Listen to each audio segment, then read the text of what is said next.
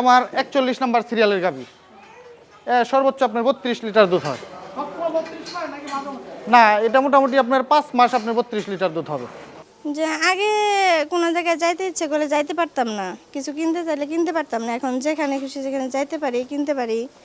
আগে দেখা যায় আমার হাজব্যান্ডের 50 টাকা দেওয়ার সামর্থ্য ছিল না, এখন দেখা যায় 5000 টাকাও দিতে পারে।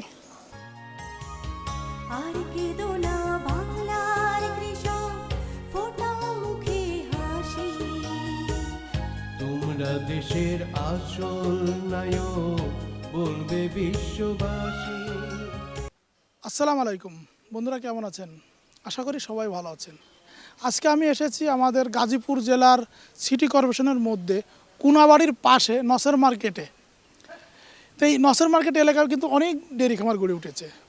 আগে কিন্তু এই এলাকাটা সবজি সব বিভিন্ন ধরনের চাষাবাদটাই বেশি হতো, কলা, সবজি, বেগুন এসবই হতো। এখন কিন্তু কিছু কিছু মানুষ ডেয়ারি খামার করছে এবং ভালো করছে।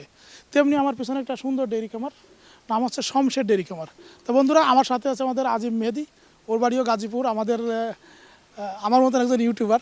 চলুন আমরা একটু খামারটা ঘুরে দেখি, আসেন।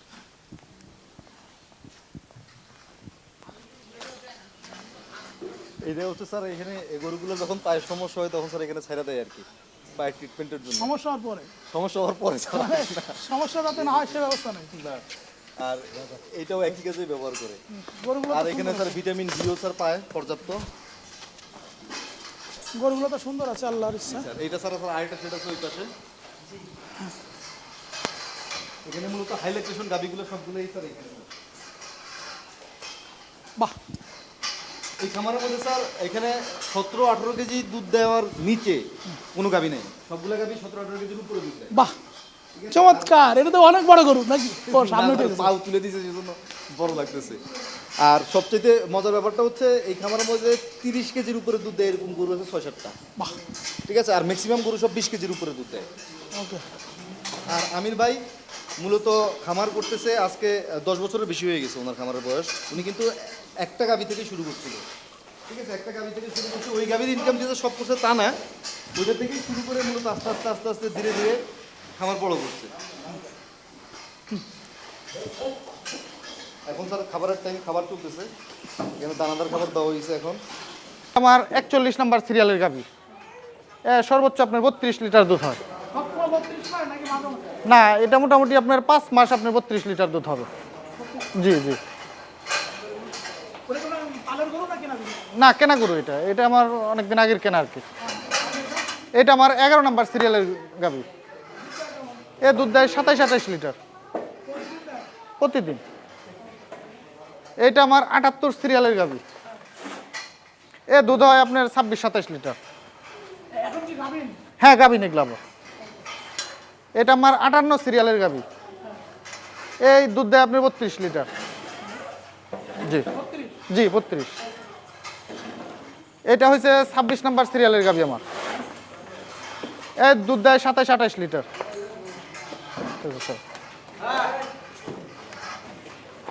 এটাও আমার 26 নাম্বার সিরিয়ালের গাভী। এ আসলে কিছুদিন যাবত অসুস্থ ছিল বাচ্চা দেওয়ার পরে, যার কারণে এখন দুধ আপনার একটু কম। এও আপনি 32 লিটার দুধ দিচ্ছে। এটা আমার 20 নাম্বার সিরিয়ালের গাভী। এর দুধ দেয় আপনার 23-24 লিটার। গরুগুলো মূলত সংগ্রহ করছি আমি সিরাজগঞ্জ, শাহজাদপুর আছে, পাবনা আছে, ময়মনসিংহ আছে, মানিকগঞ্জ আছে, ভৈরব আছে।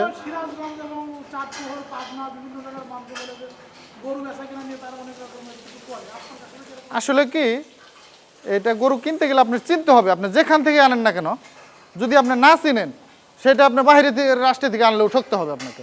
মূলত আপনার চিনতে হবে। না, আমার সাথে ওই রকম এখনো পর্যন্ত আল্লাহর রহমত ঘটে নাই। না, সিরাজগঞ্জ অনেক ব্যাপারী আছে আমাদের ওইদিকে। মোস্তফা ব্যাপারী আছে, আলমাউদ ব্যাপারী আছে। জি, অনেক ভালোই ওরা।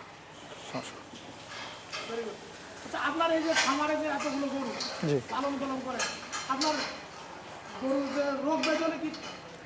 রোগ ব্যাধি হলে আমাদের প্রাথমিক ট্রিটমেন্ট আমরা নিজেরাই দেই। তারপরে যদি মেজর কোনো সমস্যা হয় তাহলে আমাদের এই প্রাণী সম্পদ অধিদপ্তরের ডাক্তার আছে, এদেরকে ফোন দিলে আসে। জি, আসে। ওরা কি আসে অনেক টাকা পয়সা চায় না? না, ওইটা ওইরকম টাকা পয়সা চায় না। ধরেন ইনসেমিনেশন আছে, ভ্যাকসিনেশন আছে, এগুলো কি আপনি করেছেন? জি, ভ্যাকসিন এগুলা আমি নিজেই করি। এবার বলেন যে ধরেন অনেক প্রবাসী ভাই আছে, যেমন আপনার একটা ভাই সৌদি আরবে চাকরি জি করে, জি জি দেশে আছে। জি। এরকম অনেক মানুষ আছে যারা দেশের বাইরে আছে, তারা দেশে এসে হয়তো কোনো খামার করবে, ওদের কি কি করা উচিত বলেন তো? আসলে প্রবাসী ভাইদের উদ্দেশ্যে আমি বলতে চাই যে আপনারা দেশে আসেন, আইসা এটা আপনি প্রশিক্ষণ নেন, প্রশিক্ষণ নিয়ে তারপরে আপনারা এই ডেইরি খাতটায় নামেন। এর আগে আমি বলবো আপনারা হাত দিয়ে না কাজে, প্রশিক্ষণ নেন তারপরে আপনারা কাজটা শুরু করেন। প্রশিক্ষণ আমাদের প্রাণী সম্পদ অধিদপ্তর আছে। আপনি কি নিয়েছেন প্রশিক্ষণ? আমি আসলে এই প্রশিক্ষণ ওই রকমভাবে নেই নাই অনেক আগে থেকে, এই আস্তে আস্তে আর কি আমি ধাপে ধাপে হয়ে গেছে। জরুরি স্থান কি আপনার খামারে কোনদিন আসছে? জি আসছে, কতবার আসছে? অনেক আসছে। অনেকবার আসছে। জি জি জি। তিনি তো অনেক প্রশিক্ষণ দিতেন তিনি, জি। আর কোনো প্রশিক্ষণ আপনি জান নাই? না, প্রশিক্ষণ এমনি গেছি আপনার প্রশিক্ষণ। কি কি প্রশিক্ষণ নিয়েছেন বলেন তো? প্রশিক্ষণ এই ডেইরির উপরেই আপনার এইগুলো মূলত নেওয়া। আপনি কেমন আছেন? হ্যাঁ, ইনশাল্লাহ আলহামদুলিল্লাহ। এই খামার হওয়ার পরে আপনার বিয়ে হয়ে আছে নাকি আগে? না, আমার বিয়ে হওয়ার পরে হয়েছে খামার। খামার করলেন কেন? আমার হাজবেন্ডের ইচ্ছা ছিল আর আমাদের সবারও ইচ্ছা ছিল যে একটা বড় কিছু করার। গরুর খামার তো লাভজনক একটা ব্যবসা। আপনি যে এত সুন্দর একজন মানুষ, এই যে খামারের ভিতরে থাকেন, গোবরের গন্ধ, গায়ে গোবর লেগে থাকে, সোনা লেগে থাকে, এটা কোনো কাজ করলেন বা আপনি? না, এইটা হচ্ছে কর্মসংস্থান, এটার উপরে সব কিছু নির্ভর করছে, এটা আমাদের পেশা, এটা তো অবহেলা করলে চলবে না। এর থেকে তো আগে সেটা চাকরি করতো, সেটা ভালো ছিল না? সব কিছু ভাব ছিল। না, নিজেদের তো কিছু করতে হয়, নিজেদের একটা ব্যবসা প্রতিষ্ঠানের দরকার হয়, তা নিজেদের কিছু করার ইচ্ছা, তো সেজন্য এটা করা। তারপর নিজের ইচ্ছা তো করলো, একটা অটো দোকান টোকান দিত, একটু ভাবটা বইতো, ভালো ড্রেস ট্রেস হইতো, এই যে এই হয়েছে গরু খামার, এটা কোনো লাভ হইলো? এবার ভাবি আপনি বলেন যে এই খামার করার আগে আপনাদের পারিবারিক অবস্থাটা কেমন ছিল? পারিবারিক অবস্থা এর চেয়ে একটু কম ছিল। এখন আপনারা কোটিপতি, প্রায় 1.5 কোটি টাকার উপরে আপনাদের গরু আছে, এর থেকে একটু খারাপ ছিল না? অনেক বেশি খারাপ ছিল। জি, তখন অনেক আপনি খারাপ লাখপতিও ছিল। ছিলেন না, না, সেটা ছিলাম না। তাই না? আপনি এখন কোটিপতি, শ্বশুরের তাই না? শ্বশুর আলী দেখলে কি মনে হয় যায় তার এখন 1.5-2 কোটি টাকা গরু আছে। আশেপাশে কয়েকজন ধনী মানুষদের থেকে আপনার শ্বশুর কিন্তু এখন ধনী। জি, এখন হচ্ছে আগে ধরেন, আগে যে সংসার জীবন আর বর্তমান সংসার জীবনের মধ্যে পার্থক্য কি? অনেকটাই পার্থক্য। যেমন আগে আমার হাজবেন্ড চাকরি করতো, আমার শ্বশুর কৃষি কাজ করতো, এখন আমার হাজবেন্ডের চাকরি করতে হয় না আরেকজনের দোকানে, এখন নিজের একটা প্রতিষ্ঠান আছে। হাজবেন্ড যখন চাকরি করতো তখন কোথাও যেতে মন চাইলে, কিছু কিনতে মন চাইলে, তখন কেমন কি হতো, মানে তো কি ফিডব্যাক আসতো? না, আগে যেমন অতটা নিজেদের কোনো ছিল না, যে কোনো চাহিদা পূরণ করতে পারতাম না, এখন দেখা যায় যে অনেকটাই চাহিদা পূরণ করতে পারে আমার হাজবেন্ড। আগের আর বর্তমানের ভিতর তুলনা করলে কি আসে বলেন তো? যে আগে কোনো জায়গায় যাইতে ইচ্ছে করলে যাইতে পারতাম না, কিছু কিনতে চাইলে কিনতে পারতাম না, এখন যেখানে খুশি যেখানে যাইতে পারি, কিনতে পারি।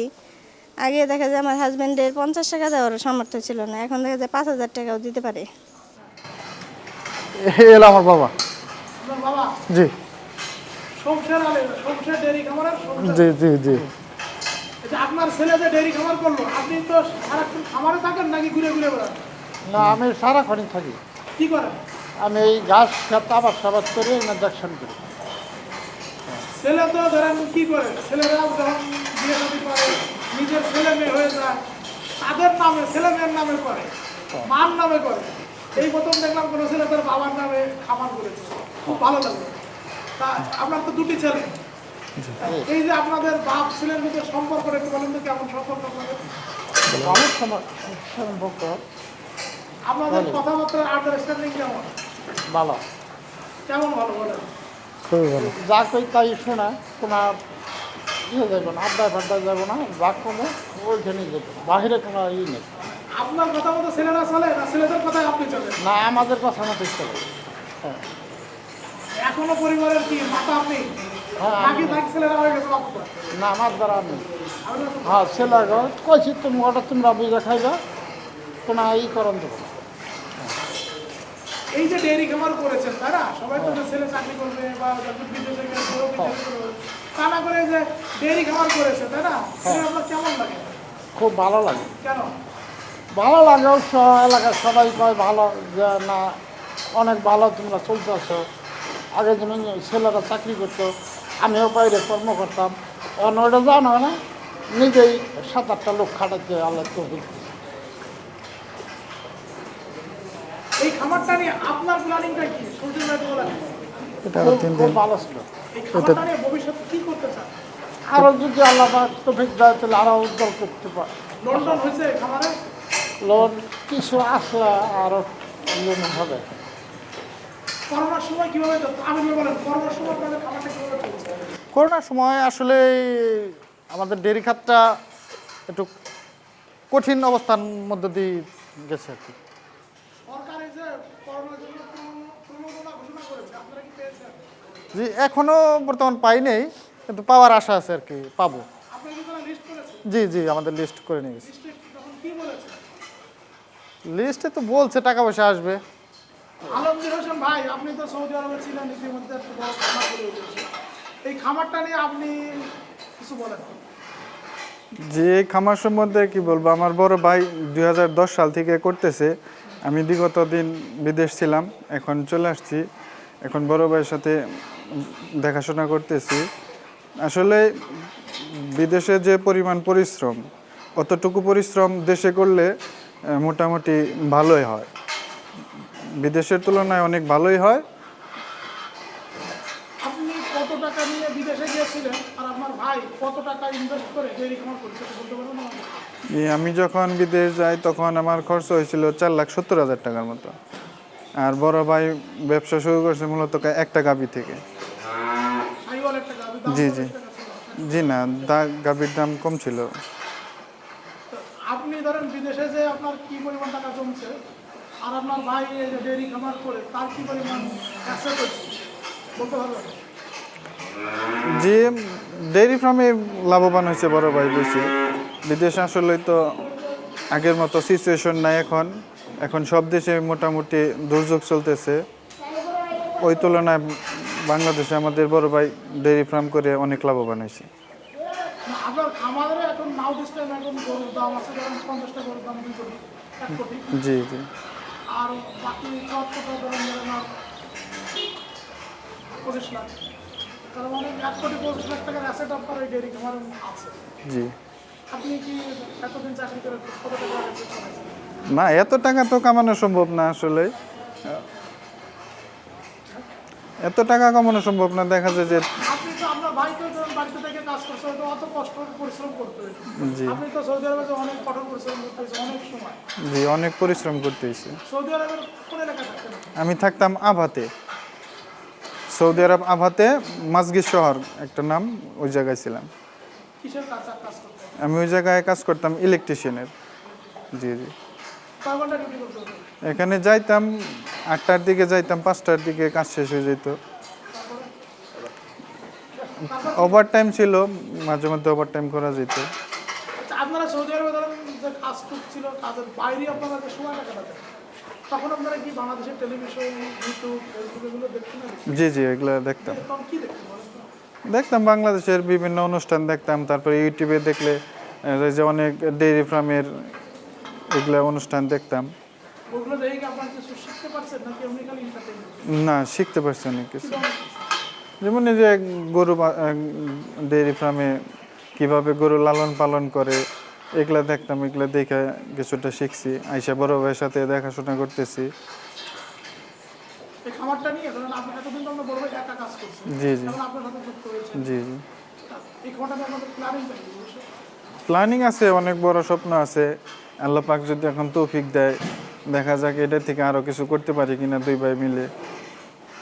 এই খামারটা সম্পর্কে আসলে তিনি আমার ছোট ভাই হিসাবে আসলে এই খামারটা আস্তে আস্তে থেকে আপনার বড় আকারে ধারণ করছে। আসলে হ্যার খামার থেকে আমি বকনা বাছুর নিয়ে আমি নিজেও একটা খামার পরিচালনা করতেছি।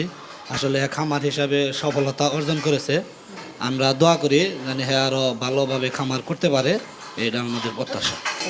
আমরা এই যে কাজ করি, গরু খেজমত করি, মনে 4-2 ঘাস কাটি, তার ঘাস দেয়, খাওয়ান দেয়, গোবর টোবর টান দেয়, গরু গোসল করায়, গরু হরায়, এই বুঝতে আমার বাড়ি জামালপুর।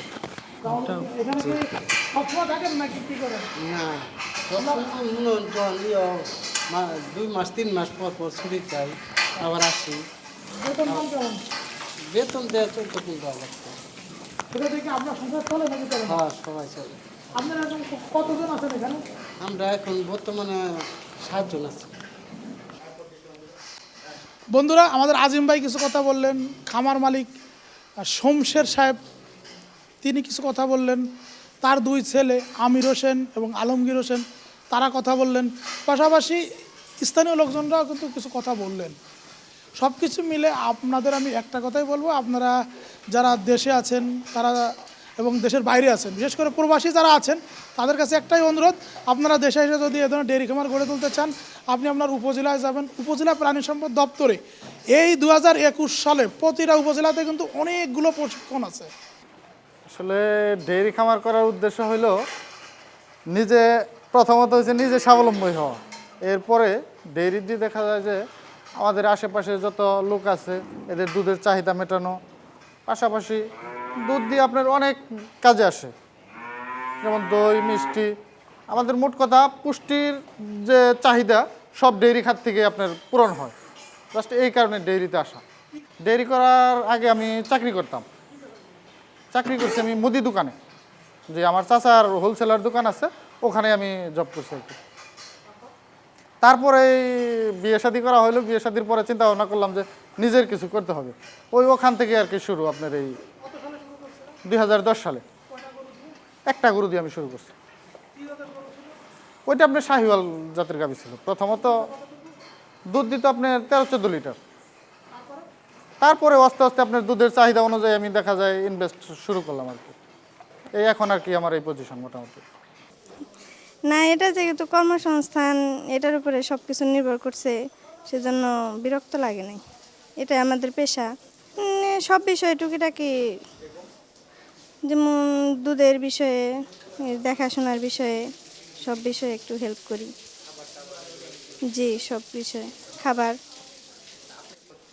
অসুস্থ, যেমন জ্বর হলে কি দিতে হয়, তারপরে মেস্টারিস হলে কি দিতে হয়, এমনি টুকিটাকি আর কি। জ্বর হলেও যে নাপা ট্যাবলেট আছে, ইনজেকশন আছে। সবাইকে বলি যে খামার সবাই ইচ্ছুক যারা, তারা এটা করতে পারেন। এটা লাভজনক একটা ব্যবসা, এটা সবার যদি ইচ্ছা থাকে তাহলে করতে পারেন। কারণ আপনারা যারা খামার করেন, যদি প্রশিক্ষণ নিয়ে আপনাদের জীবনমান উন্নয়ন করতে পারেন, তাহলে কিন্তু আমার আজিম মেহেদী সহ বাংলাদেশের সকল ইউটিউবারদের, পাশাপাশি টেলিভিশনে যারা কাজ করি আমরা সবার কিন্তু তাহলে প্রচেষ্টাটা সার্থক হয়। আমরা আপনাদের উন্নয়নের জন্য আছি, উন্নয়নের জন্য আমরা বিভিন্ন সময় পরামর্শ দিব। আমাদের কথা যদি ভালো লেগে থাকে তাহলে আমাদেরকে সুন্দর সুন্দর কমেন্ট দিবেন, আর কি বিষয়ে জানতে চান সেই বিষয়গুলো লিখবেন। আমরা চেষ্টা করব ওই বিষয়গুলো নিয়ে একটু প্রতিবেদন তৈরি করে আপনাদেরকে একটু পরামর্শ দেওয়ার। সবাইকে ধন্যবাদ। আসসালামু আলাইকুম। ধন্যবাদ সবাইকে। আসসালামু আলাইকুম। তোমরা দেশের আসল নায়ক, বলবে বিশ্ববাসী।